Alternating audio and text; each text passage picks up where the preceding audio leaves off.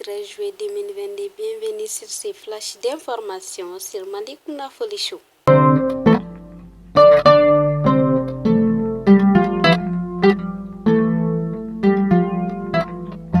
Les autorités scolaires se réjouissent d'avoir exécuté les programmes d'enseignement à plus de 90% et certains candidats parmi les 195 000 se disent déjà optimistes. Les secteurs du tourisme souffrent à Badjangara et à Gao à cause de l'insécurité. Les acteurs culturels de ces deux régions demandent aux autorités de prendre des dispositions pour donner un nouveau souffle au secteur.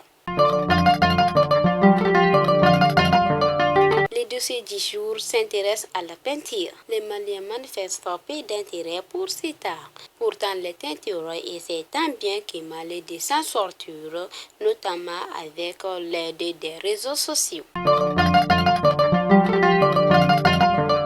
Les autorités ivoiriennes viennent de réagir à l'interpellation des 49 soldats ivoiriens à l'aéroport de Bamako. Selon elles, les autorités maliennes étaient informées de l'arrivée de ces militaires.